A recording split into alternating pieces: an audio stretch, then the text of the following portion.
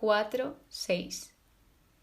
El capítulo 4 se titula La guerra contra los filisteos y pérdida del arca. Mirad, antes de empezar, es que yo cuando grabo esto ya me he leído casi todo el libro de Samuel. Y tela el periodo que empieza ahora. Tela. Bueno, comenzamos con ello. En este capítulo, Israel es derrotado por los filisteos. Entonces, ¿qué hace el pueblo? Van y buscan el arca de la alianza para llevarla con ellos.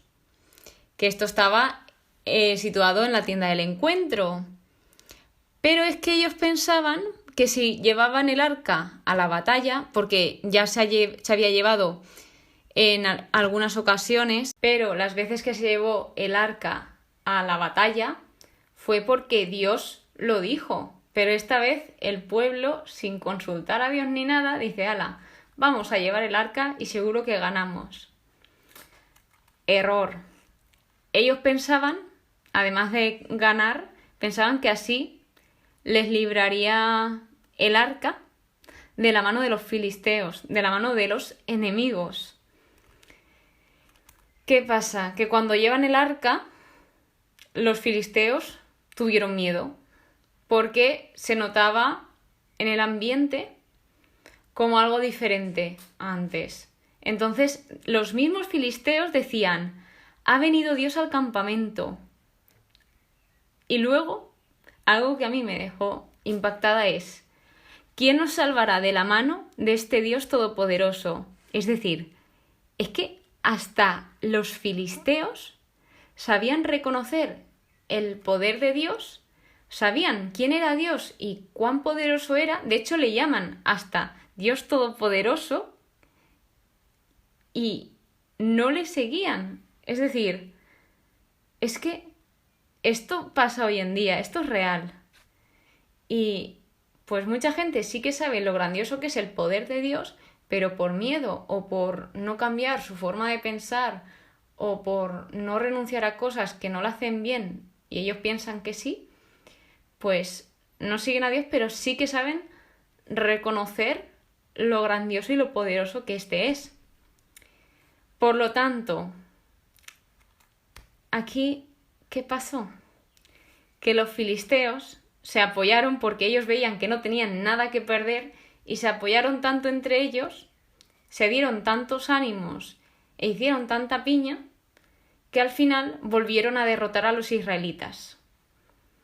Sí, es decir, los del pueblo de Israel se confiaron porque tenían el arca, entonces decían: bueno, pues no nos tendremos que esforzar mucho porque como Dios va con nosotros.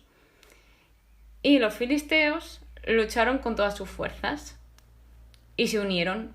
Aquí también vemos la importancia de estar unidos, de hacer equipo, de hacer grupo, porque solos no podemos hacer nada. Es decir, en comunidad, en equipo, como he dicho, sí que podemos llevar hacia adelante muchas cosas. Mirad aquí los filisteos. Hicieron grupo, hicieron equipo y ganaron. Y bueno, continuando. Esta fue una gran derrota. ¿Por qué?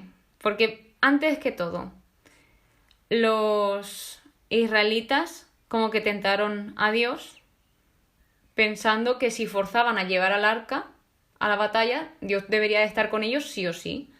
Y ellos pensaban que el arca les salvaría y no Dios. Ese fue el mayor problema. Que en vez de pensar que Dios les iba a salvar, que a lo mejor algunos sí que lo pensarían, se centraron tanto en el arca y en el arca y en el arca. Obviamente ahí está la presencia de Dios, pero una cosa no va con la otra. Entonces al final hicieron ese error de pensar y dar por hecho esta situación. A lo que iba, gran derrota. ¿Por qué?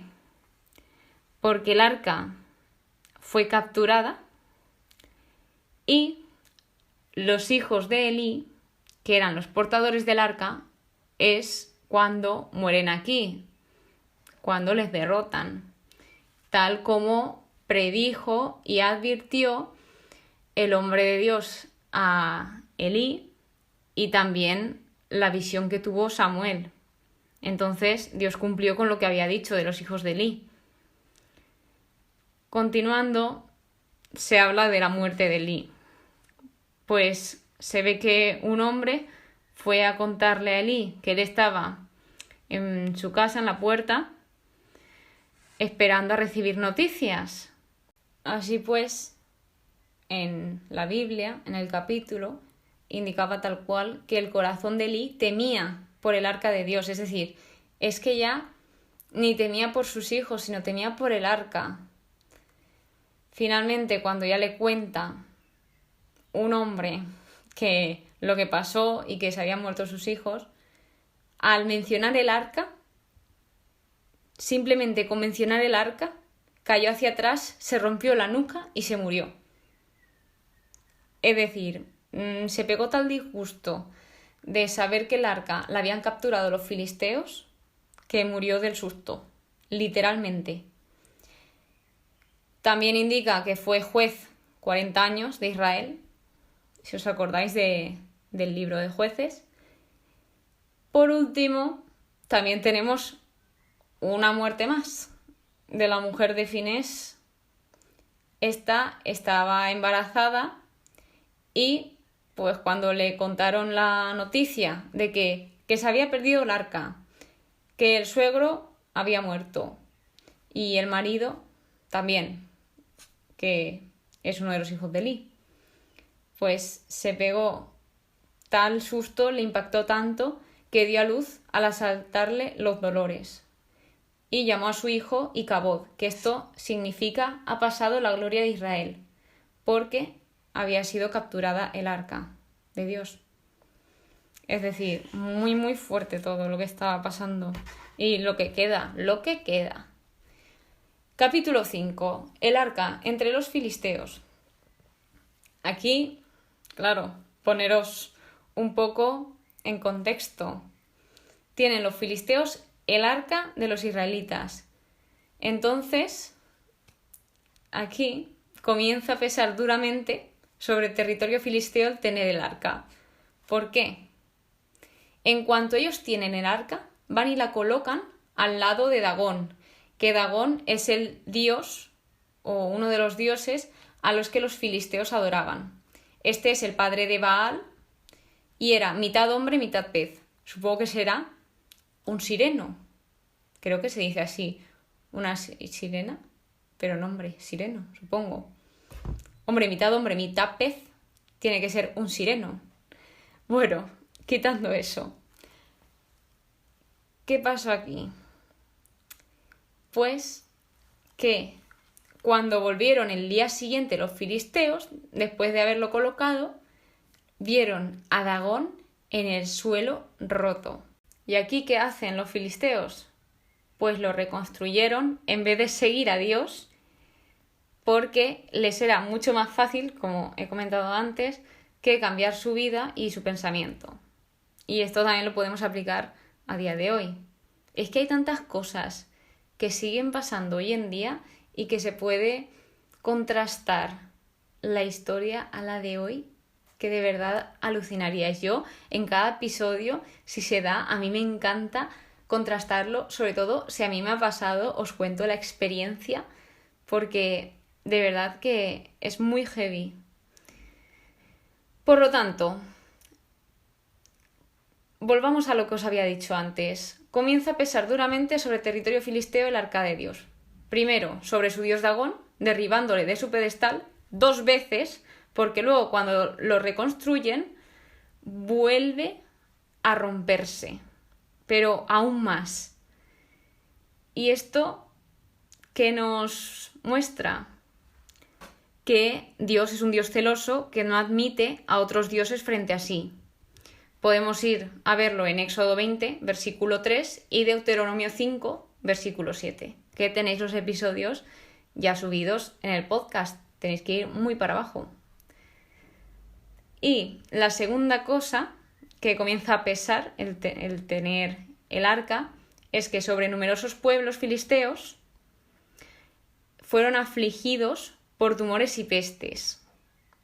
Y aquí ya, es decir, estaban tan hartos, tan cansados y tenían tanto miedo que ya se pide que se devuelva el arca a los israelitas, porque solo traía que desgracias para los filisteos. El capítulo 6 se titula Devolución del arca.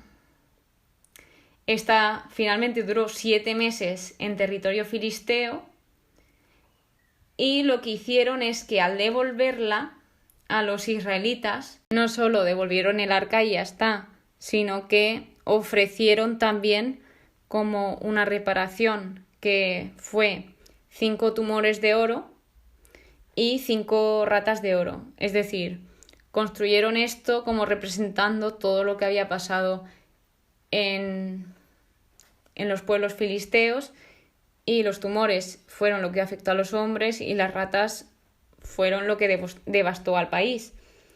Eran 5 porque esto se hizo conforme al número de príncipes filisteos, entonces por eso se hicieron 5 tumores de oro y 5 ratas de oro.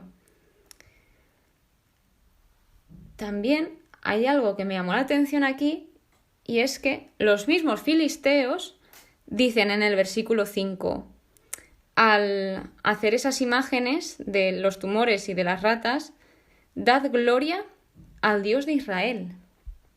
Es que lo están admitiendo todo el rato, que se debe dar gloria a ese Dios, porque mirad cómo es el Todopoderoso, es que derrota a todos los dioses porque es un único Dios. De modo que otra cosa que hicieron, porque aún no lo tenían muy claro los filisteos, es que también pusieron a 2 vacas que nunca habían llevado yugo, y lo que hicieron fue como probarlas, ¿no? Es decir, dice: si toma el camino de su país hacia Bet-Semes, es él quien nos ha causado esta gran calamidad, refiriéndose a Dios.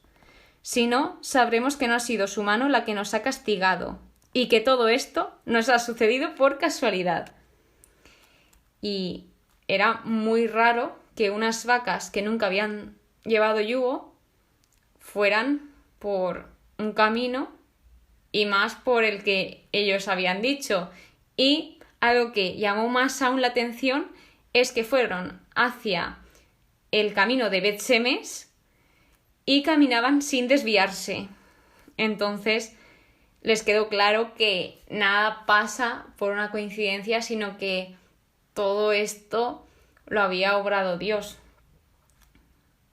Fue para ellos algo milagroso, porque como he comentado antes, era algo casi imposible.